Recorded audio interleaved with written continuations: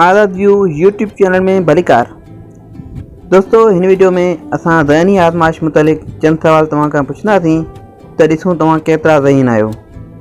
त हलूं था पंहिंजे वीडियो जी तरफ़। दोस्तों, छा तव्हां ॿुधाए सघो था त दुनिया जो पुराणो शहर कहिड़ो आहे? जी हाँ दोस्तों, छा तव्हां ॿुधाए सघो था त दुनिया जो सभ खां पुराणो क़दीम तरीन शहर कहिड़ो आहे? दोस्तों, जो बिल्कुलु दुरुस्त जवाब आहे त दमशक शाम। दोस्तों, छा तव्हां ॿुधाए सघो था त कहिड़े मुल्क खे दरियाहनि जो मुल्क चइजे थो? जी हाँ दोस्तों, छा तव्हां ॿुधाए सघो था त कहिड़े मुल्क खे दरियाहनि जो मुल्क चइबो आहे या सॾिजे थो? जवाब ॾियण लाइ तव्हां वटि कुझु सेकंड आहिनि। जेकॾहिं तव्हां चाहियो त वीडियो खे रोके बि जवाबु ॾेई सघो था। सो दोस्तों, इन जो बिल्कुलु दुरुस्त जवाब आहे त बांग्लादेश।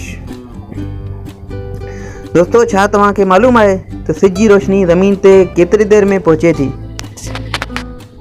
दोस्तों, छा तव्हांखे मालूम आहे त सिज जी रोशनी ज़मीन ते केतिरी देर में पहुचे थी? जी हाँ, इन जो बिल्कुलु दुरुस्त जवाब आहे त 8.5 मिंटनि में। दोस्तों, छा तव्हां ॿुधाए सघो था त कहिड़े मुल्क आहे जिते को बि दरिया न आहे? जी हाँ, छा तव्हां ॿुधाए सघो था त दुनिया जो उहो कहिड़ो मुल्क आहे जिते को बि दरिया न आहे? जी हाँ दोस्तों, इन जो दुरुस्त जवाब आहे त सऊदी अरब। दोस्तों, छा तव्हां ॿुधाए सघो था त इंसान जो उहो कहिड़ो उज़ो आहे जंहिंजी साइज़ पैदाइश खां मौत ताईं हिकु जेतिरी रहंदी आहे? जी हाँ दोस्तों, इंतहाई दिलचस्प ऐं मालूमाती सुवाल आहे त इंसान जो उहो कहिड़ो उज़ो आहे जंहिंजी साइज़ पैदाइश खां मौत ताईं हिकु जेतिरी रहंदी आहे? जी हाँ दोस्तों, तव्हां जवाबु ॾियणु चाहियो त ॾेई सघो था। दोस्तों, इन जो बिल्कुलु दुरुस्त जवाबु आहे अखियूं।